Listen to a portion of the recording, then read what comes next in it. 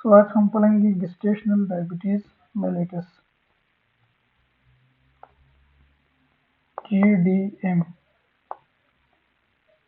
इसको हम शॉर्ट लिखे में GDM गेस्टेशनल डायबिटीज मेलिटस।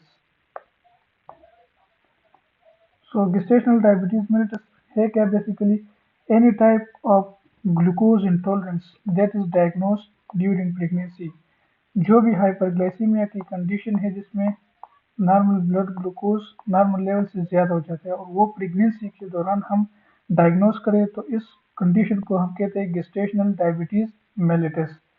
तो प्रेगनेंसी में हमारे पास दो किस्म के डायबिटीज़ होते हैं। एक वो जो प्रेगनेंसी के अंदर ही डायग्नोस हो जाए जिसको हम गेस्टेशनल डायबिटीज़ मेलिटस कहते हैं, या कोई प्रीवियसली पहले से लेडी को डायबिटीज़ मेलिटस की कंडीशन है और इसकी जो साइन एंड सिम्टम है और जो हाइपरग्लाइसीमिया है वो बहुत ज़्यादा हो जाए, बहुत ज़्यादा सीवियर हो जाए, तो इसको हम कहते हैं ओवर्ट डायबिटीज़ मेलिटस।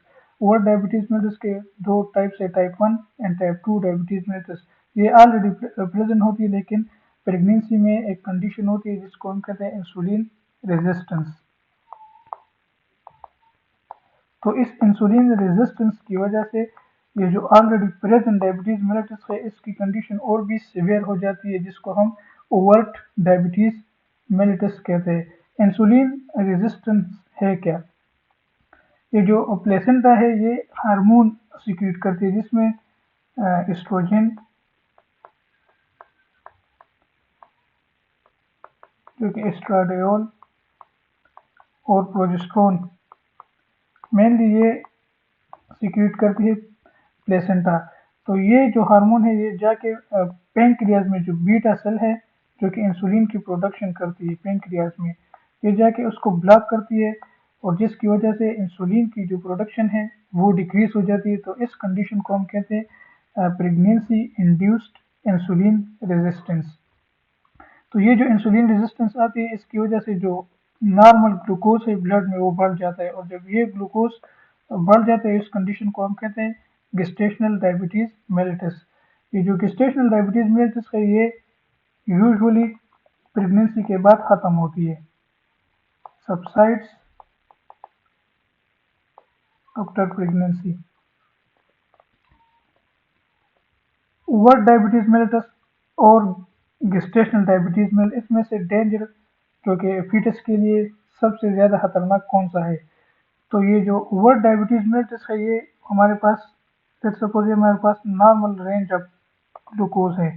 तो ये जो ओवर डायबिटीज़ मेलिटस है इसमें ऑलरेडी ग्लूकोज इतना बड़ा है और जब प्रेगनेंसी इंड्यूस्ड इंसुलिन रेजिस्टेंस आएगी तो ये और भी बढ़ जाएगी। तो ये जो वैल्यू है ये बहुत ज़्यादा बढ़ेगी, ये जो ग्लूकोज की वैल्यू है ब्लड में। इस तरह अगर हम इसको देखें गेस्टेशनल डायबिटीज़ को तो इसमें ये जो नॉर्मल ग्लूकोज वैल्यू है ये थोड़ी सी बढ़ती है बस। इस तरह इसमें दो दफ़ा इंक्रीज आता है, एक जो पहले इंक्रीज है, दूसरा इंक्रीज जो प्रेगनेंसी इंड्यूस इंसुलिन रेजिस्टेंस है इसकी वजह से। इसमें सिर्फ एक ही इंक्रीज आती है जो कि प्रेगनेंसी के दौरान इंसुलिन रेजिस्टेंस से आती है। तो ये जो इंक्रीज है ग्लूकोज का ये इसके निस्बत ओवर डायबिटीज़ के निस्बत कम होती है। तो ये जो ओवर डायबिटीज़ है ये ज़्यादा खतरनाक है फीटस के लिए। Glucose level is already high in over diabetes mellitus. Further increase occur due to pregnancy-induced insulin resistance. So ये जो further increase आता है even more increase in glucose. So ये जो दो दफ़ा इसमें इंक्रीज आता है, एक तो ऑलरेडी इंक्रीज है, एक प्रेगनेंसी की वजह से आता है जिसकी वजह से ये ग्लूकोज के जो लेवल है वो बहुत ज़्यादा बढ़ जाता है। जबकि गेस्टेशनल डायबिटीज़ में ये जो ग्लूकोज है ये एक दफ़ा इंक्रीज होता है, वो किस वजह से होता है? इंसुलिन रेजिस्टेंस की वजह से। तो ये age compare to over diabetes mellitus gestational diabetes mellitus ये इतना डेंजरस भी नहीं है और उसके कॉम्प्लिकेशन भी नहीं है। प्रेगनेंसी में जो फीटल एनोमलीज या जो फीटस के जो कॉम्प्लिकेशन आते हैं वो मेनली ओवर डायबिटीज़ की वजह से आते हैं। अब हम किस तरह डायग्नोस करेंगे, इसकी स्क्रीनिंग किस तरह करेंगे गेस्टेशनल डायबिटीज़ की? तो दो कंडीशन हमारे पास आती है, एक होती है ये जो हमने पढ़ा गेस्टेशनल डायबिटीज़ मेलिटस जो कि प्रेगनेंसी के दौरान हम डायग्नोस करते हैं। ड्यूरिंग प्रेगनेंसी अगर कोई भी ग्लूकोज इंटॉलरेंस आ जाए तो इसको हम गेस्टेशनल डायबिटीज़ कहते हैं, ये ड्यूरिंग प्रेगनेंसी होता है। और एक होते हैं pre gestational diabetes. Pre gestational, pre mean before, gestational refers to pregnancy.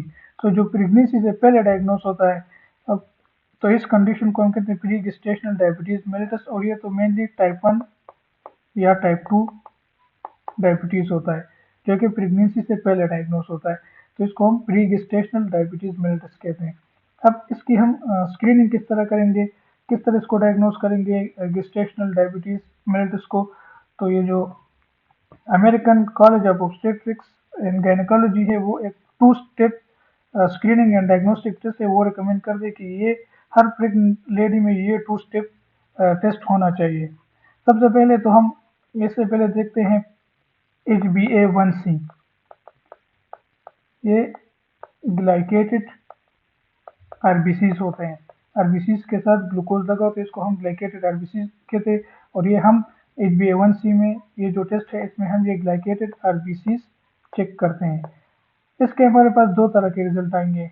अगर इसकी वैल्यू 6.5% से कम है, जो कि नॉर्मल 5.7 तक है, नॉर्मल से ज़्यादा है लेकिन 6.5 से कम है, तो इसको हम गेस्टेशनल डायबिटीज़ मेलिटस कहते हैं। अगर ये वैल्यू HbA1c की वैल्यू 6.5% से ज़्यादा है तो इसको हम कहते हैं ओवर्ट डायबिटीज़ मेलिटस।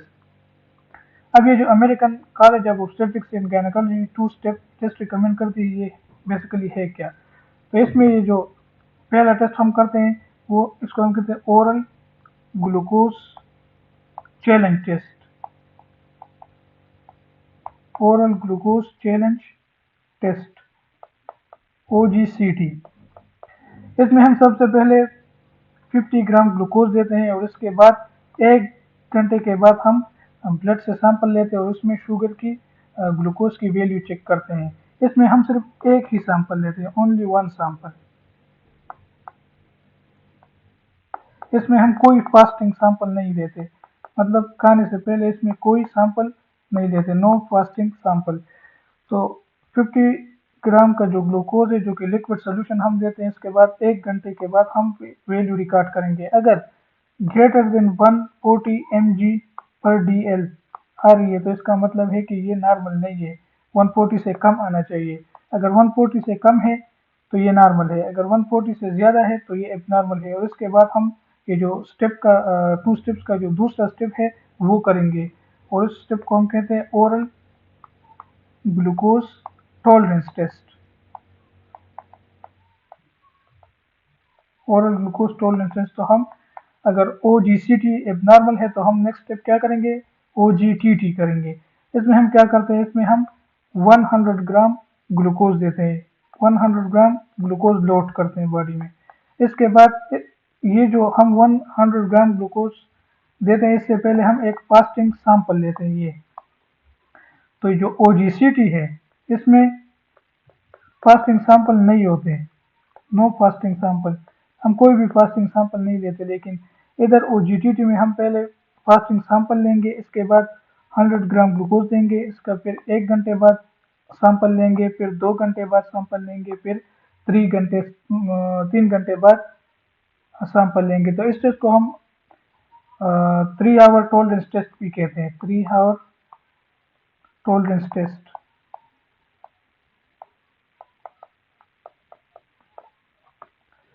इसकी जो रिजल्ट हमें मिलती है तो इसकी बेस पे हम ये कर सकते हैं कि ये गेस्टेशनल डायबिटीज़ है कि नहीं है। ये जो फास्टिंग ब्लड ग्लूकोज है इसकी नॉर्मल वैल्यू हमारे पास होती है 80 to 100, ये 100 से ज़्यादा नहीं होना चाहिए। अगर ये फास्टिंग ब्लड का जो वैल्यू है ये ग्रेटर देन 105 आ रही है, 105 से ज़्यादा आ रही है, या 1 आवर के बाद जो हम सैंपल ले रहे हैं ये अगर 190 से ज़्यादा आ रही है, कुछ बुक्स में 180 लिखी है, अगर ये दूसरे 2 घंटे के बाद जो हम तीसरा सैंपल लेते हैं अगर ये 160 से ऊपर आ रहा है या 165 से ऊपर आ रहा है, या कुछ बुक्स में 155 लिखा है, और ये जो 3 आवर सैंपल टेस्ट है अगर 145 से ऊपर आ रहा है या कुछ बुक्स में 140 लिखा है, ये जो यूसीमिली की बुक है स्टेप 2 सी के इसमें ये वैल्यू दी है 180, 155, 140। अगर इससे ज़्यादा आ रही है तो ये हमने 4 सैंपल दिए हैं, 1 2 3 4। इनमें से अगर 2 भी एबनॉर्मल हो, 2/4 अगर एबनॉर्मल आ रही है तो इसका मतलब है 2 या 2 से ज़्यादा, तो इसका मतलब है ये गेस्टेशनल डायबिटीज मेलिटस है। नॉर्मली हमारे पास अभी आपको बताया फास्टिंग ब्लड ग्लूकोज कितना होता है। फास्टिंग ब्लड ग्लूकोज होता है less than 100, mainly 80 to 100 milligram per decilitre होता है। अगर ये 100 टू 126 होता है तो नॉर्मली अगर प्रेगनेंसी के अलावा हम चेक करते हैं तो इसको हम कहते हैं प्री डायबिटीज। ये जो कंडीशन है, अगर फास्टिंग ब्लड ग्लूकोज 95 से 126 तक आ रही है तो ये गेस्टेशनल डायबिटीज है प्रेगनेंसी के दौरान। अगर ये 126 से ग्रेटर है ये फास्टिंग ब्लड शुगर तो इसको हम ओवर डायबिटीज मेलिटस कहते हैं, या सिंपली डायबिटीज मेलिटस जो कि टाइप 1 या टाइप 2 होगा। अब हम गेस्टेशनल डायबिटीज मेलिटस को मैनेज किस तरह करते हैं, तो इसमें हमारे पास 2 किस्म की मैनेजमेंट है। एक हम ये डायबिटीज़ को किस तरह मैनेज करेंगे और एक प्रेगनेंसी जो है इसके साथ क्या करेंगे। तो ये जो डायबिटीज़ है इसके 2 टाइप्स है, तो ये गेस्टेशनल डायबिटीज़ मेलिटस है और एक है ओवर्ट डायबिटीज़ मेलिटस। अगर गेस्टेशनल डायबिटीज़ मेलिटस है तो सबसे पहले हम ट्राई करेंगे मील, मतलब जो खाना है उसको कंट्रोल करेंगे, उसमें कार्ब्स को डिक्रीज करेंगे, कार्बोहाइड्रेट को डिक्रीज करेंगे और एक मील प्लान देंगे, प्लस एक्सरसाइज रिकमेंड करेंगे। और इसके बाद 2 हफ्ते बाद फिर ग्लूकोज का जो लेवल है वो चेक करेंगे। तो 2 हफ्ते बाद जब हम ग्लूकोज लेवल चेक करते हैं तो इसमें हम 2 किस्म के टेस्ट करेंगे, एक फास्टिंग ब्लड शुगर, एक रैंडम ब्लड शुगर। अगर फास्टिंग ब्लड शुगर 95 से कम आ रही है या जो रैंडम ब्लड शुगर है 2 hour up to 2 hours random blood sugar जो खाने के बाद हम करते हैं, अगर ये 120 से कम आ रहा है तो इसका मतलब है कि हम ये जो मील प्लान दिया था और जो एक्सरसाइज दिया था हम इसको कंटिन्यू करेंगे, हम कोई ड्रग या कोई इंसुलिन थेरेपी स्टार्ट नहीं करेंगे। अगर हमने मील प्लान दिया है और साथ में एक्सरसाइज रिकमेंड की है और 2 हफ्ते बाद हमने टेस्ट किया जिसमें फास्टिंग ब्लड ग्लूकोज की लेवल 95 से ज़्यादा है या जो 2 hour random blood sugar check करते हैं वो 120 से ज़्यादा है, मतलब कंट्रोल नहीं हो रहा है, तो इस केस में हम क्या ट्राई करेंगे, इंसुलिन। हम पेशेंट को इंसुलिन रिजीम देंगे। अब जो प्रेगनेंसी है तो प्रेगनेंसी के साथ क्या करेंगे, अगर पेशेंट इंसुलिन ले रही है तो 39 वीक पे अगर पेशेंट मील एंड एक्सरसाइज पे कंट्रोल है तो 40 वीक पे हम डिलीवरी करेंगे और ये डिलीवरी वेजाइनल डिलीवरी होगी। तो ये प्रेगनेंसी की कंट्रोल है। ओरल हाइपोग्लाइसेमिक एजेंट हम यूज़ करते हैं या नहीं, तो नॉर्मली जो ओरल हाइपोग्लाइसेमिक एजेंट है ये हम यूज़ नहीं करते। Normally we do not use oral hypoglycaemic agent वो ड्रग्स होते हैं जो कि हम ओरली लेते हैं और ये हाइपरग्लाइसीमिया को डिक्रीज करते हैं, मतलब एक हाइपोग्लाइसेमिक कंडीशन बॉडी में लाता है। इन ड्रग्स को हम ओरल हाइपोग्लाइसेमिक एजेंट कहते हैं। तो ये हम क्यों नहीं लेते, तो ये जो ओरल हाइपोग्लाइसेमिक एजेंट है OHA ओरल हाइपोग्लाइसेमिक एजेंट ये मेनली टेराटोजेनिक है। अब टेराटोजेन क्या है, ये ड्रग प्लेसेंटा को क्रॉस करता है, cross placenta and effect foetus growth, और फीटस के ग्रोथ पे इफेक्ट करता है। तो ये जो OHA वाले ड्रग्स है ओरल हाइपोग्लाइसेमिक एजेंट ये टेराटोजेनिक है, तो ये हम यूज़ नहीं करते हैं। इनमें से 2 ड्रग्स हम यूज़ कर सकते हैं, एक है ग्लिबराइड और एक है मेटफॉर्मिन। ये 2 सेफ है, ये टेराटोजेन नहीं है, लेकिन इसमें भी 2 कंप्रोमाइज। नंबर 1 ये न्यूनेटल हाइपोग्लाइसीमिया, ये ड्रग न्यूनेटल हाइपोग्लाइसीमिया काज करती है, और दूसरा ये drug respiratory distress syndrome RDS जो कि फीटस में ये 2 कंडीशन ये काज करती है। तो मेनली हम ओरल हाइपोग्लाइसेमिक एजेंट यूज़ नहीं करते, मेनली हम इंसुलिन थेरेपी पे पेशेंट को डालते हैं। इसके बाद ये जो गेस्टेशनल डायबिटीज़ है इसके कॉम्प्लिकेशन क्या है, तो इसके कॉम्प्लिकेशन को हमने 4 टाइप्स में डिवाइड किए हैं। First trimester complication, second trimester complication, labour के दौरान क्या कॉम्प्लिकेशंस आ सकती हैं, और न्यूनेटल मतलब बच्चा जो पैदा होता है तो उसके पैदाइश के 28 डेज तक जो पीरियड होते हैं उसको हम न्यूनेटल पीरियड कहते हैं। तो ये जो न्यूनेटल पीरियड है इसमें बच्चे पे क्या असर पड़ सकता है। तो सबसे पहले जो कॉम्प्लिकेशंस फर्स्ट ट्राइमेस्टर में आते हैं तो ये सिंपली हम 4 एज से याद कर सकते हैं। 4 एज क्या है, एनोमलीज, बच्चे में एनोमलीज ज़्यादा होंगी, बच्चे के जो ऑर्गन है या जो हाथ पैर है उसमें कोई जेनेटिकल या कॉन्जेनिटल एब्नॉर्मेलिटी होगी। अगर हम HbA1c टेस्ट करते हैं प्रेगनेंसी के दौरान और ये जो HbA1c वैल्यू है इसकी रिजल्ट हमें 8% से ज़्यादा मिलती है तो हम डायरेक्ट अल्ट्रासाउंड करेंगे, क्योंकि इसमें फीटस के एनोमलीज के चांस बहुत ज़्यादा बढ़ जाते हैं। दूसरा, ये एबॉर्शन कर सकता है जो कि मोस्ट कॉमन है 25%। फर्स्ट ट्राइमेस्टर की कॉम्प्लिकेशन में 25% एबॉर्शन है। एसिडोसिस जो कि फीटस के जो कंडीशन है वो एसिडिक होगी, उसके ब्लड में एसिड्स की मकदार ज़्यादा होगी। और एन्यूप्लॉइडिस मतलब क्रोमोसोमल एबनॉर्मेलिटीज़, क्रोमोसोम के जो नंबर्स के जो एबनॉर्मेलिटीज़ होती है तो इनको हम एन्यूप्लॉइडिस कहते हैं। तो ये 4 age anomaly, abortion, acidosis and aneuploidies, ये जो है फर्स्ट ट्राइमेस्टर के मेन कॉम्प्लिकेशन है। सेकेंड ट्राइमेस्टर में क्या कॉम्प्लिकेशंस आ सकती हैं, तो सेकेंड ट्राइमेस्टर में एक तो मैक्रोसोमिया, मैक्रोसोमिया मीन ये जो फीटस की बॉडी है, फीटस की जो साइज है मोर फॉर गेस्टेशनल एज,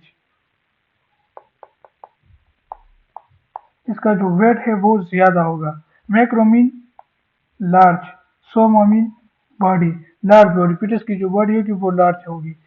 दूसरी प्रीटर्म डिलीवरी, बच्चा जो है टर्म से पहले मतलब जितने वीक्स में डिलीवरी होनी चाहिए, जितने वीक्स तक बच्चा यूट्रस के अंदर होना चाहिए तो इससे पहले ये बच्चा डिलीवर होगा, जिसको हम प्रीटर्म डिलीवरी कहते हैं। तीसरी जो कंडीशन आ सकती है वो है प्री एक्लेम्सिया। प्री एक्लेम्सिया ये एक हाइपरटेंसिव डिसऑर्डर है प्रेगनेंसी के दौरान। इंट्रा यूट्राइन ग्रोथ रिस्ट्रिक्शन ये भी आ सकते हैं, इंट्रा यूट्राइन डेथ भी हो सकता है। प्लेसेंटा प्रीविया ये प्लेसेंटा की एक बीमारी है। एब्रप्शन ये भी प्लेसेंटल बीमारी है, प्लेसेंटल एब्रप्शन, ये दो कंडीशन आ सकती हैं। अब लेबर के दौरान कौन से कॉम्प्लिकेशंस आ सकते हैं, तो लेबर के दौरान एक तो शोल्डर डिस्टोशिया।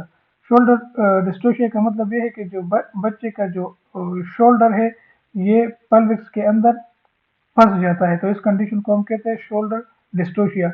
ये क्यों आता है, एक तो ये मैक्रोसोमिया है मतलब बॉडी बहुत ज़्यादा बड़ी है, तो इस कंडीशन की वजह से इसका जो शोल्डर है वो फंस जाता है, इसको हम शोल्डर डिस्टोशिया कहते हैं।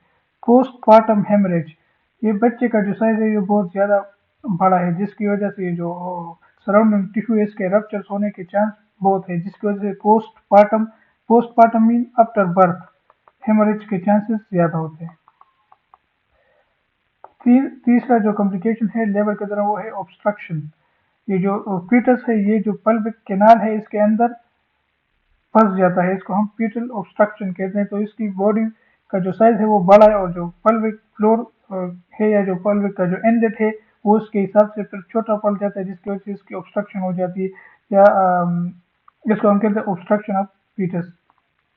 इसमें एक increase risk for cesarean section, cesarean section ये एक ऑपरेशन है जिसमें हम बच्चे को विजाइनल के बजाय एब्डोमेन में इंसेशन करते हैं और वहीं से बच्चे को डिलीवर करते हैं, तो इसको आप सी सेक्शन कहते हैं। तो बच्चे का जो पहले हम अल्ट्रासाउंड करेंगे तो इसका साइज बहुत ज़्यादा बड़ा होगा, तो साइज बड़ा होगा और जो विजाइनल कैनाल है उसका साइज छोटा होगा जो कि बहुत ज़्यादा कॉम्प्लिकेशन काज कर सकती है ये डिलीवरी, तो हम इसको विजाइनली डिलीवर नहीं करेंगे बल्कि सी सेक्शन के थ्रू इसको डिलीवर करेंगे। न्यूनेटल के क्या कॉम्प्लिकेशंस आ सकते हैं, न्यूनेटल मतलब 28 डेज तक जो पीरियड है उसको हम न्यूनेटल पीरियड कहते हैं, तो उसमें क्या कॉम्प्लिकेशंस आ सकती है। एक ये जो ज़्यादा ग्लूकोज जा रहा है प्लेसेंटा क्रॉस करके जो फीटस की तरफ ज़्यादा ग्लूकोज जा रहा है, ये फीटस के जो पेंक्रियास है उसको स्टिमुलेट करता है और फीटस में इंसुलिन की जो लेवल है वो ज़्यादा बढ़ेगी। जब इंसुलिन की लेवल ज़्यादा बढ़ेगी जिसकी वजह से फीटस में हाइपोग्लाइसीमिया के चांसेस बहुत ज़्यादा होंगे। और ये एक कंडीशन है पॉलीसाइथीमिया। पॉलीसाइथीमिया जो आरबीसी है, आरबीसीज, इसका मिकदार बढ़ जाता है। इस कंडीशन को हम पॉलीसाइथीमिया कहते हैं। ये जो प्लेसेंटा के थ्रू जो ब्लड जा रहा है, इसमें ग्लूकोज की लेवल बहुत ज़्यादा है, जिसकी वजह से विस्कोसिटी बहुत ज़्यादा बढ़ जाती है और जो इसकी जो वेलोसिटी है, जो फ्लो है, वो डिक्रीज हो जाती है, जिसकी वजह से जो फीटस है, इसको ऑक्सीजन कम मिल रहा है, तो फीटस में क्या होता है, हाइपोक्सिया। और ये जो हाइपोक्सिया है, जब भी हाइपोक्सिया होगा तो आरबीसी की प्रोडक्शन स्टार्ट होगी। तो ये जो आरबीसी की प्रोडक्शन स्टार्ट होती है, ये फिर एक कंडीशन काज करते हैं, जिसको हम पॉलीसाइथीमिया कहते हैं। तो इसमें रेस्पिरेटरी डिस्ट्रेस सिंड्रोम के चांसेस बहुत ज़्यादा है। नेक्रोटाइजिंग एंटेरोकोलाइटिस, ये कंडीशन भी आ सकती है। नेक्रोटाइजिंग एंटेरोकोलाइटिस मतलब स्मॉल इंटेस्टाइन और लार्ज इंटेस्टाइन की नेक्रोटाइजिंग नेक्रोसिस को हम नेक्रोटाइजिंग एंटेरोकोलाइटिस, पहले इन्फ्लेमेशन होगी, फिर उसके बाद नेक्रोसिस होगी। तो ये कंडीशन भी आ सकती है, नेक्रोटाइजिंग एंटेरोकोलाइटिस। फिर ये जो कैल्शियम है, ये भी डिक्रीज हो सकता है, जिसको हम हाइपोकैल्सीमिया कहते हैं। हाइपोकिलीमिया मतलब पोटेशियम की लेवल डिक्रीज होना, या बिलीरुबिन का प्रोडक्ट हाइपर बिलीरुबिनीमिया। हाइपर बिलीरुबिनीमिया मतलब बिलीरुबिन का जो लेवल है वो ब्लड में बढ़ जाता है। तो ये न्यूनेटल कॉम्प्लिकेशंस हैं। इसके बाद ये जो बीमारी है गेस्टेशनल डायबिटीज मेलिटस, ये जो स्टेप 2 की बुक में दी है, तो अभी वहीं से जाके पढ़ते हैं।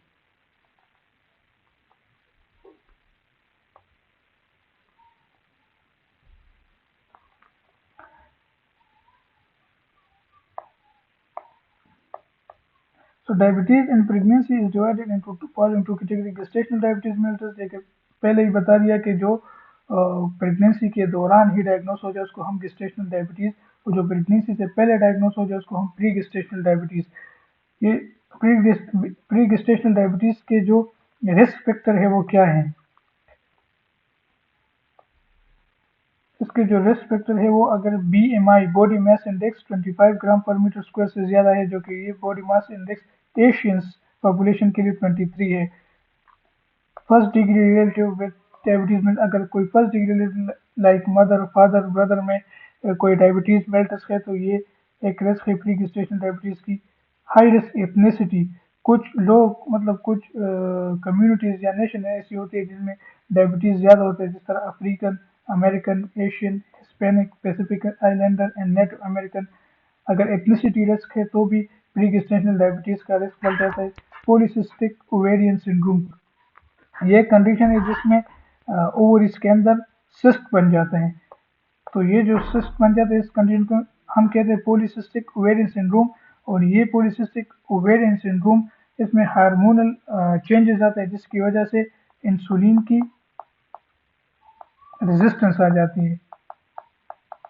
तो अगर इंसुलिन की रेजिस्टेंस आएगी तो ये भी हाइपरग्लाइसीमिया काज करती है, जो कि बाद में डायबिटीज मेलिटस में कन्वर्ट हो जाती है। तो इसको पॉलीसिस्टिक ओवेरियन सिंड्रोम, ये भी एक रिस्क है। Prior delivery of baby greater than 4.1 kg, अगर पिछले कोई बेबी डिलीवर किया जिसका मास 4.1 kg से ज़्यादा हो, जो कि मैक्रोसोमिक बॉडी डिलीवर की हो। Diagnosis of GDM, gestational diabetes mellitus, hypertension, और ऑन ट्रीटमेंट फॉर हाइपरटेंशन या हाइपरटेंसिव एंटी हाइपरटेंसिव ड्रग्स ले रही हो। प्रीवियस HbA1c अगर ग्रेटर देन 5.7% है। और एम्पेयर ग्लूकोज टॉलरेंस, और एम्पेयर फास्टिंग ग्लूकोज, जो कि फास्टिंग ब्लड शुगर हम चेक करते हैं, अगर वो नॉर्मल है। HDL हाई डेंसिटी लाइपोप्रोटीन सी अगर लेस देन 35 है, ये ज़्यादा होना चाहिए। LDL कम होना चाहिए और HDL ज़्यादा होना चाहिए। LDL को हम बैड कोलेस्ट्रॉल कहते हैं और HDL को हम गुड कोलेस्ट्रॉल कहते हैं। अगर ये 35 से कम है या ट्राइग्लाइसराइड्स की लेवल 250 मिलीग्राम से ज़्यादा है, तो ये जो कंडीशन है, ये इंक्रीज रिस्क है for developing diabetes, specially pre gestational diabetes. So gestational diabetes means carbohydrate intolerance of variable severity that is first diagnosed during pregnancy. It mainly occurs in 3 to 5% of all pregnancy and is usually diagnosed in the third trimester. तो ये जो third trimester है 24 to 28 weeks, ये उसमें diagnose होता है। और ये जो American college of obstetrics and gynaecology के अंडर हम जो 2 स्टेप टेस्ट करते हैं, वो भी मेनली 24 टू 28 वीक्स के दरमियान ही हम रिकमेंड करते हैं, क्योंकि इधर ही जो थर्ड ट्राइमेस्टर है इसमें गेस्टेशनल डायबिटीज़ के चांस ज़्यादा होता है।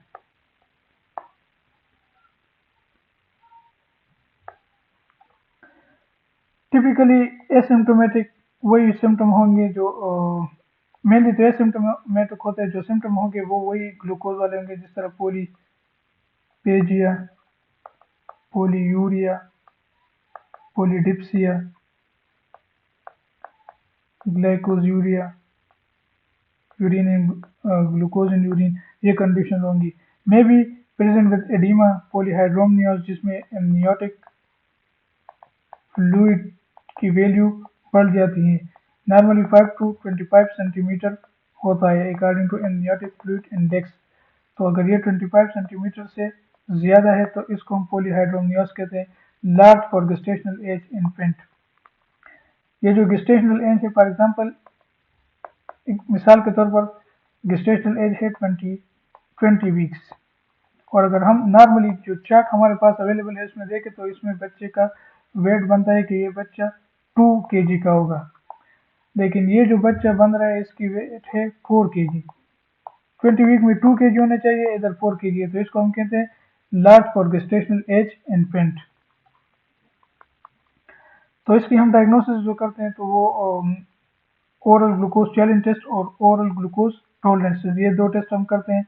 Best initial test screen with 1 hour 50 gram glucose challenge test, venous plasma glucose is measured 1 hour later, already हमने ये डिस्कस किया है।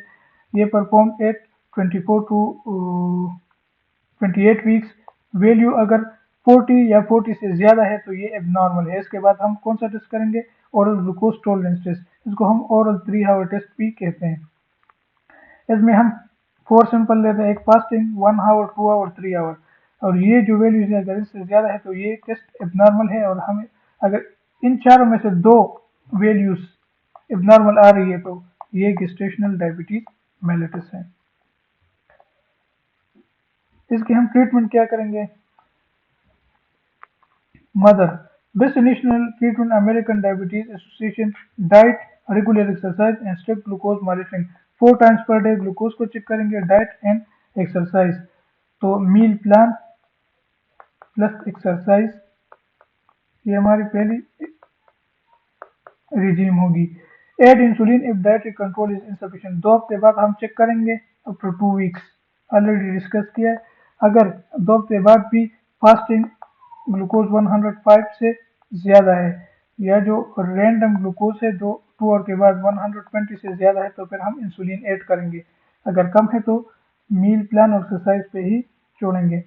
Give intrapartum insulin and dextrose to maintain tight control during delivery, ये जो labour है इसके दरमियान ये फ्लक्चुएशन आती है, कभी ग्लूकोज बढ़ जाता है कभी कम, तो जब बढ़ जाएगा तो इसके लिए हम इंसुलिन यूज़ करेंगे, और जब ग्लूकोज की लेवल डिक्रीज होगी तो हमारे पास 5% डेक्सट्रोज की सोल्यूशन अवेलेबल होगी, तो हम ये इन्फ्यूजन लगाएंगे। Fetus, obtain periodic ultrasonography and HT to assess fetal growth and well-being, अगर मदर में गेस्टेशनल डायबिटीज मेलिटस डायग्नोज हुआ है तो हम अल्ट्रासाउंड और एनएसटी जो कि नॉन स्ट्रेस टेस्ट है, इस पर अलग वीडियो है, तो ये टेस्ट हम करेंगे ताकि हमें पता चले कि फीटस का ग्रोथ किस तरह है और इसकी कंडीशन क्या है, इसकी हार्ट की कंडीशन क्या है।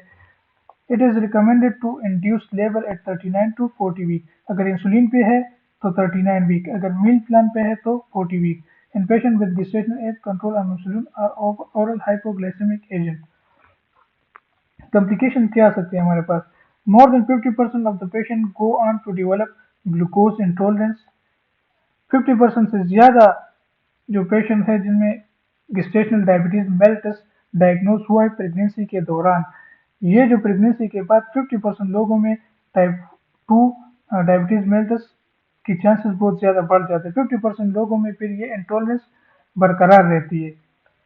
एट 6 टू 12 वीक्स पोस्टमार्टम, मतलब 6 से 12 हफ्ते पैदाइश के बाद, डिलीवरी के बाद स्क्रीन फॉर डायबिटीज मेलिटस, हम माँ की जो है डायबिटीज मेलिटस के लिए चेकिंग करेंगे।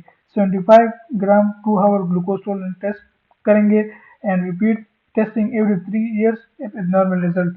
अगर रिजल्ट नॉर्मल आ रहे हैं, अगर ये रिजल्ट हमारे पास नॉर्मल है, तब भी हम हर 3 साल बाद इसकी टेस्टिंग करेंगे डायबिटीज़ के लिए, क्योंकि इसके अगर किसी लेडी को गेस्टेशनल डायबिटीज़ मेलिटस हुआ है, प्रेगनेंसी के दौरान इसमें डायबिटीज़ की कंडीशन आई है, तो इसमें बहुत ज़्यादा चांस होता है कि ये later in life diabetes mellitus type 2 develop करे। इसमें टाइप 2 डायबिटीज़ है, इसके चांसेस बहुत ज़्यादा बढ़ जाते हैं। तो हम एवरी 3 years अगर नॉर्मल रिजल्ट भी है तो हर 3 साल बाद हम इसकी ओरल ग्लूकोज टॉलरेंस 25 ग्राम करेंगे। Pre gestational diabetes and pregnancy, जो कि प्रेगनेंसी से पहले जो डायबिटीज़ मेलिटस हम डायग्नोस करते हैं उसको हम प्री गेस्टेशनल डायबिटीज़ कहते हैं। ये या तो टाइप 1 होगा या टाइप 2 होगा। ये कुछ रिस्क होंगी। अगर ज़्यादातर ये जो डेवलप्ड कंट्री हैं, तो इसमें जो प्रेगनेंसी जो इंटेंशनल प्रेगनेंसी होती है कि हाँ बच्चा पैदा करना है, तो इससे पहले ये चेकअप करती है। इसी चेकअप के दौरान जो हाई रिस्क इंडिविजुअल है, जिसमें BMI ज़्यादा है या कोई स्पेसिफिक नेशन कम्युनिटी से है, या इसमें मील के कुछ प्रॉब्लम है, कार्बोहाइड्रेट ज़्यादा ले रही है, या कोई फर्स्ट डिग्री रिलेटिव में डायबिटीज़ मेलिटस है, तो इसको हम हाई रिस्क इंडिविजुअल कंसिडर करते हैं, तो इसमें ये डायग्नोस हो सकती है pre gestational diabetes. Observed in 1% of all pregnancy, insulin requirement may be as much as threefold। सो ये इसमें जो इंसुलिन रिक्वायरमेंट है, जो इंसुलिन के साथ हम इसको ट्रीट कर रहे हैं, ये इतना ज़्यादा कि थ्री फोल्ड तक इसके हम ज़्यादा इंसुलिन देंगे। Poorly controlled diabetes mellitus is associated with increased risk for congenital malformation। तो पहले ही बता दिया कि अगर 8% से ज़्यादा है HbA1c, तो इसमें कॉन्जेनिटल एब्नॉर्मेलिटीज के चांसेस बहुत ज़्यादा है। तो प्री गेस्टेशनल डायबिटीज़ में हम मदर की ट्रीटमेंट क्या करेंगे?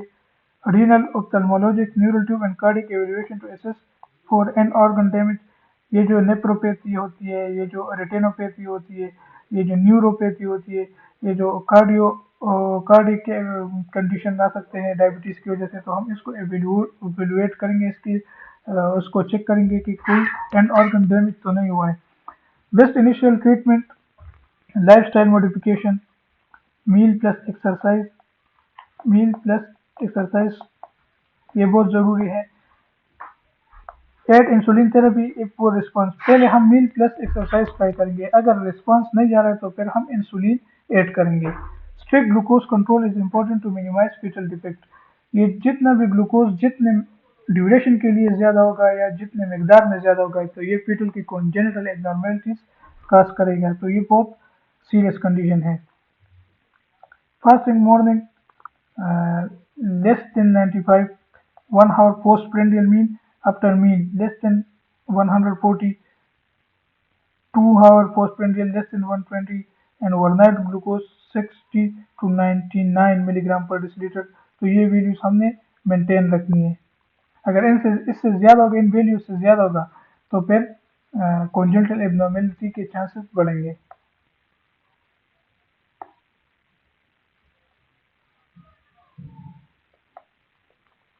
डिलीवरी एंड पोस्टमार्टम, हम किस तरह डिलीवर करेंगे और पोस्टमार्टम बर्थ के बाद क्या करेंगे?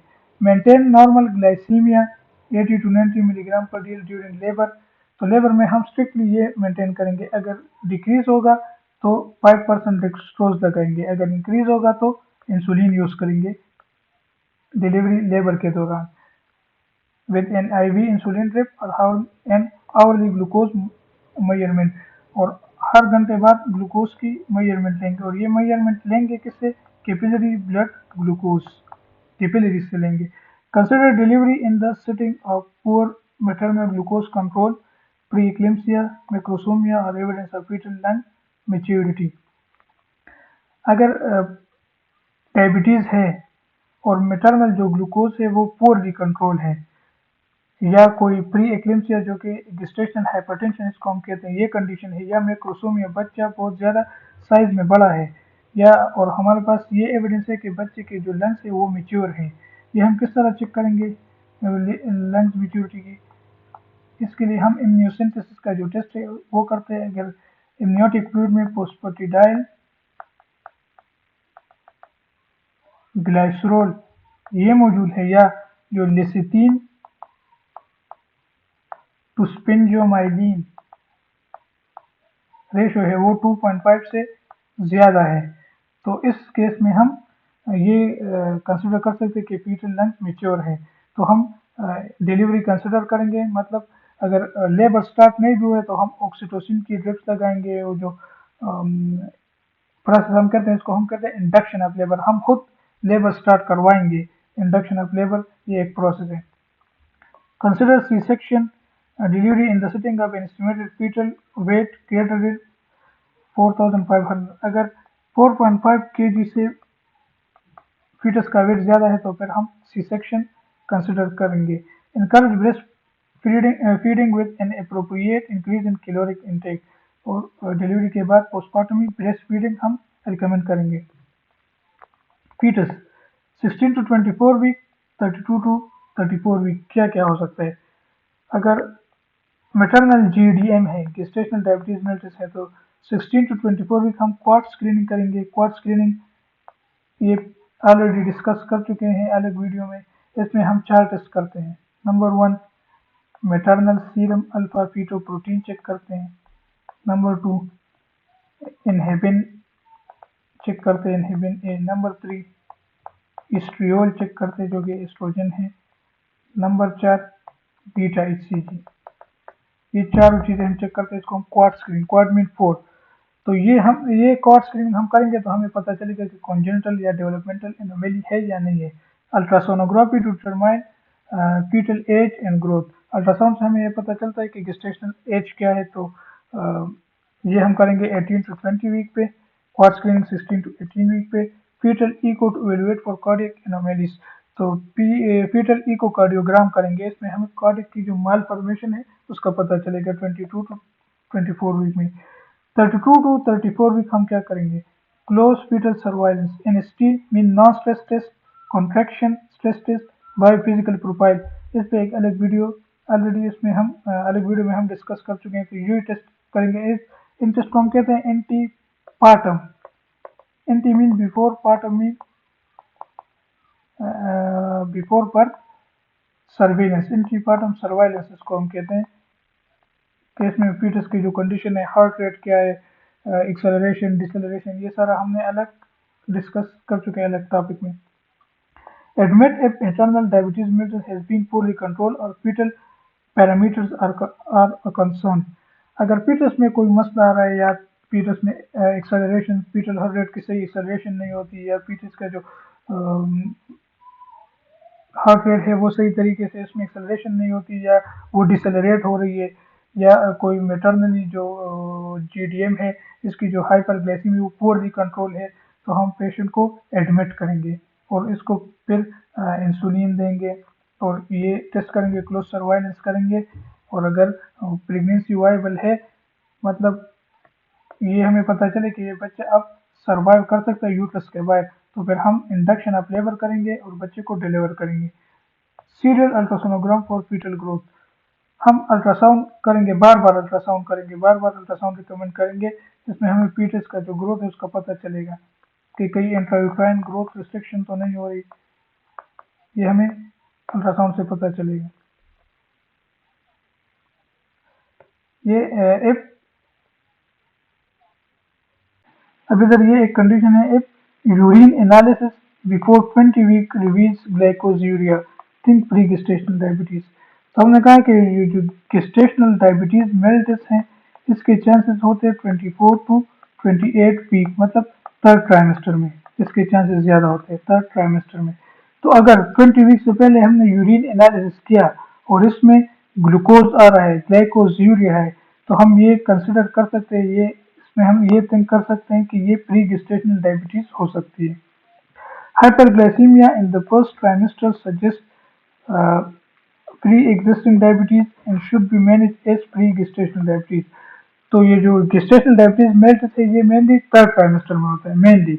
तो अगर फर्स्ट ट्राइमेस्टर में हमारे पास हाइपरग्लाइसीमिया है तो ये या तो प्री गेस्टेशनल डायबिटीज है, या कोई ओवर्ट तो नहीं है, पहले से डायबिटीज मेलिटस टाइप 1 या टाइप 2 है, जो कि अभी प्रेगनेंसी में ये इसकी जो इंसुलिन रेजिस्टेंस आएगी जिसकी वजह से ये जो ऑलरेडी प्री एग्जिस्टिंग डायबिटीज है, इसकी जो कॉम्प्लिकेशन होंगी, इसकी जो हाइपरग्लाइसीमिया वो बहुत ज्यादा बढ़ेगा, इसको हम फिर वर्ट डायबिटीज मेलिटस कहेंगे।